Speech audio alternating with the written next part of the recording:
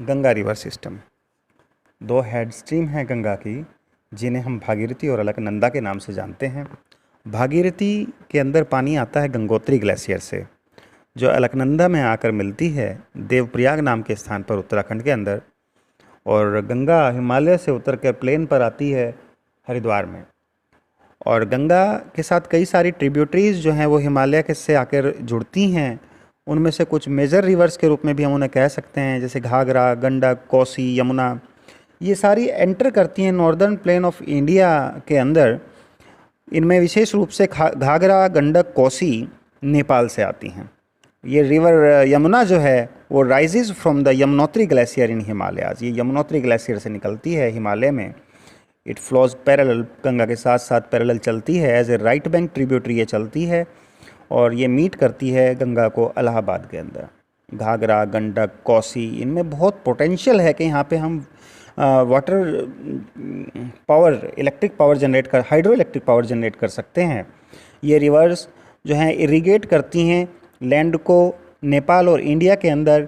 इन reverse में हर साल बाढ़ आया करती थी, जिसकी वजह से जनधन की बहुत हानि होती थी। लेकिन उसका कुछ लाभ भी यहाँ पे हमें हुआ है, जिससे एनरिचमेंट ऑफ सॉयल हमें मिलता था for the extensive agricultural lands, जिससे हमारे कृषि योग्य भूमि का विकास हुआ है। मेन ट्रिब्यूटरीज जो पेनिनसुलर अपलैंड से आती हैं और गंगा में मिलती हैं वो हैं चंबल, बेतवा और सोन। चूँकि ये निकलती हैं सेमी एरिड लैंड से, जहाँ पर बहुत ज़्यादा वर्षा नहीं होती है, अर्धशुष्क क्षेत्र है ये, और इसलिए वो बहुत ज़्यादा पानी अपने साथ लेकर नहीं आती हैं। उसके अलावा जिस समय ये सब नदियाँ, सहायक नदियाँ आकर गंगा में मिल जाती हैं, गंगा पूर्व की तरफ चलती है और अंततः फरक्का नाम के स्थान से ये मुड़कर और वेस्ट बंगाल में होती हुई ये गंगा डेल्टा बनाती है और बंगाल की खाड़ी में गिरती है। बियॉन्ड फरक्का के बाद गंगा फ्लो करती है ईस्ट साउथ ईस्ट और एंटर करती है बांग्लादेश में एज पद्मा। इसका नया नाम वहाँ पर पद्मा के नाम से इसे जाना जाता है। रिवर बाइफरकेट्स हेयर, दो भागों में ये बंट जाती है। भगीरथी हुगली जो कि एक डिस्ट्रीब्यूटरी है, ये फ्लो करती है southward through the deltaic plains to the Bay of Bengal. जो मेन स्ट्रीम है Padma flow southwards into Bangladesh, ये बांग्लादेश के अंदर चली जाती है Padma, and is joined by the Brahmaputra, और इसके अंदर फिर ब्रह्मपुत्र नदी आकर मिलती है। Further down stream it is known as मेघना। और जिस समय ब्रह्मपुत्र नदी गंगा की उपधारा में पद्मा में मिल जाती है तो इसे मेघना के नए नाम से जाना जाता है। The mighty river with waters from the Ganga and the Brahmaputra flows into the Bay of Bengal. उसके बाद ये बंगाल की खाड़ी में गिरती है। The delta formed by these river is known as Sundarban delta. जो डेल्टा का निर्माण इन सब नदियों के द्वारा होता है, गंगा रिवर सिस्टम की नदियों द्वारा जो डेल्टा का निर्माण होता है वो विश्व का सबसे बड़ा डेल्टा है, सबसे समुन्नत डेल्टा है, जिसे हम सुंदरबन के नाम से जानते हैं। ये सुंदरबन डेल्टा है जहाँ पर सुंदरी के पेड़ पाए जाते हैं। The length of Ganga is over 2500 kilometres. In India it has the largest basin. Ganga का बेसिन भारत में सबसे बड़ा नदी बेसिन है। ड्रेनेज पैटर्न जो गंगा नदी भारत में बनाती है उसे आप एक बार मैप में ज़रूर अध्ययन कीजिएगा।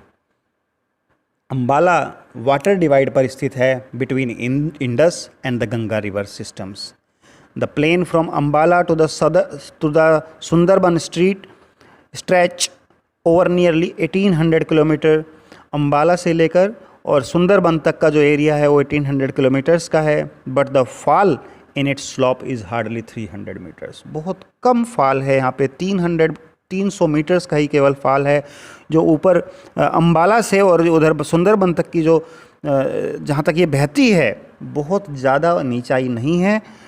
हम ये मान सकते हैं एवरेज 6 किलोमीटर नदी बहने के बाद 1 मीटर का फॉल देखने को मिलता है। The Brahmaputra river system. Brahmaputra originate करती है तिब्बत के अंदर ईस्ट ऑफ मानसरोवर से, ये very close to the sources of the Indus and Sutlej, ये वही स्थान है, उसके स्थान के बिल्कुल पास से ही उद्भव इसका होता है जहाँ से सिंधु नदी और सतलुज नदी का उद्गम होता है, मानसरोवर झील के पास से। It is slightly longer than the Indus, थोड़ी सी ज़्यादा लंबी है, और most of the its course lies in outside India, ज़्यादातर हिस्से में अपने ये भारत से बाहर ही बहती है। ये ईस्टवर्ड पैरेलल चलती है हिमालय के, और नामचा बरवा नाम की एक स्थान है 7,757 मीटर 7,757 मीटर की ऊंचाई पर ये अचानक से यू टर्न लेती है और भारत के अंदर प्रवेश करती है अरुणाचल प्रदेश में, और एक बहुत गहरा खड्ड, महाखड्ड बनाती है, जिसे हम इंग्लिश में गॉर्ज कहते हैं, गॉर्ज बनाती है वहाँ पे, और बहुत ऊंचाई से ये गिरती है। Here it is called the Dihang, और इसका नाम जो स्थानीय नाम है वहाँ पर ब्रह्मपुत्र ना होकर दिहांग नदी के नाम से हम वहाँ पे जानते हैं इसको अरुणाचल प्रदेश में। And it is joined by the Dibang, वहाँ पर इसके साथ जो नदियाँ आकर मिलती हैं वो हैं Dibang, Lohit and several tributaries to form the Brahmaputra in Assam. उसके बाद में इसमें कई सारी सहायक नदियाँ मिलती हैं, दिबांग, लोहित और कई सारी, और आखिर में ये असम के अंदर ब्रह्मपुत्र के नाम से जानी जाती है। तिब्बत में रिवर रिसीव करती है लेस वॉल्यूम ऑफ वाटर, वहाँ बहुत ज़्यादा पानी इसको नहीं मिल पाता है तिब्बत में, and less silt as it is cold and dry area, बहुत ज़्यादा शुष्क और ठंडा एरिया है, तो वहाँ पे बहुत ज़्यादा मिट्टी का कटान भी नहीं होता है क्योंकि वहाँ बहुत ज़्यादा पानी भी नहीं है। इंडिया में जब ये आती है तो it passes through a region, एक ऐसे एरिया से आती है जहाँ बहुत ज़्यादा, बहुत हैवी रेनफॉल वहाँ पे मानसून से इसे मिल जाता है। Here the river carries a large volume of water, बहुत सारा पानी मिल जाता है, and considerable amount of silt, यहीं पर आकर भारत में इसको कंसिडरेबल अमाउंट ऑफ सिल्ट, यहाँ पे गाद मिट्टी भी इसमें बहुत मिल जाती है। Brahmaputra has a braided channel in its entire length in Assam with a large riverine island within the channel, और इसका जो इसके अंदर कई सारे यहाँ पे आपको इसकी नदी के अंदर ही रिवराइन आइलैंड, नदी द्वीप भी हमें मिल जाते हैं। Every year during the rainy season river और फ्लोर्स इट्स बैंक, हर साल जिस समय बारिश का मौसम होता है ब्रह्मपुत्र नदी अपने दोनों तटों को तोड़ती हुई बाहर की तरफ बहने लगती है, जिससे बहुत बड़े क्षेत्र में भयानक नुकसान होता है, बाढ़ आती है। आसाम के अंदर, बांग्लादेश के अंदर, unlike other north Indian reverse, the Brahmaputra is marked by huge deposits of silt, बहुत सारा सिल्ट ये अपने साथ लेकर आती है, किसी भी अन्य नदी से ज़्यादा। ऑन इट्स बैड, अपनी तली में बहुत ज़्यादा सिल्ट लेके ये चलती है, causing the river bed to rise, जिसकी वजह से बार बार रिवर का जो तली है वो ऊंची ऊंची ऊंची होती जाती है, और जिसकी वजह से ये तटबंधों को तोड़ती हुई बहुत चौड़े क्षेत्र में बहने लगती है ज़्यादा पानी होने की वजह से, और बाढ़ का रूप धारण कर लेती है। River also shift to the channel frequently. The peninsular river, the main water divide in peninsular India is formed by the Western Ghats. Western Ghat main water divide हम मान सकते हैं, which runs from north to south, जो उत्तर से दक्षिण की तरफ एक पहाड़ी के रूप में है, parallel to the western coast of India, हमारे देश की पश्चिमी तट के साथ साथ एक पहाड़ी नुमा जैसे है, और ये थोड़ा सा एक वाटर डिवाइड का काम करता है। Most of the major rivers of the peninsula कौन कौन सी हैं? महानदी, गोदावरी, कृष्णा, कावेरी, ये फ्लो करती हैं ईस्ट की तरफ और गिरती हैं बंगाल की खाड़ी में। ये रिवर्स डेल्टा बनाती हैं अपने मुख पर, और there are a number of small streams flowing west of the western Ghats. कुछ ही नदियां हैं, बहुत इक्का दुक्का नदियां हैं जो वेस्टर्न घाट से पूर्व की तरफ गिरती हैं। द नर्मदा, तापी, दो इम्पोर्टेंट पेनिनसुलर रिवर्स हैं जो फ्लो करती हैं वेस्ट की तरफ और एस्चुरी बनाती हैं अपने मुख पर, डेल्टा नहीं, एस्चुरी बनाती हैं। The drainage basin of the peninsular rivers are comparatively small in size. इनका जो ड्रेनेज बेसिन है, जितने एरिया की सिंचाई करती हैं, जितने एरिया का पानी बहाकर ले जाती हैं, वो बहुत बड़ा एरिया नहीं है, इन कंपैरेटिव टू हिमालयन रीजन्स हम हिमालयन रिवर्स को हम देखें तुलनात्मक रूप से, तो ये इनका ड्रेनेज बेसिन का जो साइज़ है वो छोटा है। इनमें सबसे पहले आगे देखते हैं Narmada basin. Narmada river rises in the Amarkantak hills in Madhya Pradesh. Madhya Pradesh में अमरकंटक की पहाड़ियों से नर्मदा नदी का उद्भव होता है। ये वेस्ट की तरफ फ्लो करती है एक रिफ्ट वैली में, और rift valley a formed due to faulting, और इस रिफ्ट वैली में जिसमें ये बहती है उसका फॉल्टिंग के द्वारा, भ्रंशन के द्वारा, एक तरह से कह सकते हैं चट्टान में दरार के द्वारा उस रिफ्ट वैली का निर्माण हुआ है। On its way to the Arabian sea, Narmada creates many picturesque locations. कई सारे ऐसे सुंदर सीनरी यहाँ पर उपस्थित होती हैं। The marble rocks near Jabalpur, Jabalpur के पास हम देखते हैं मार्बल की चट्टानें हैं। Where Narmada flows through a deep gorge, जहाँ पर नर्मदा एक बहुत गहरे खड्ड में से बहती हुई गुजरती है।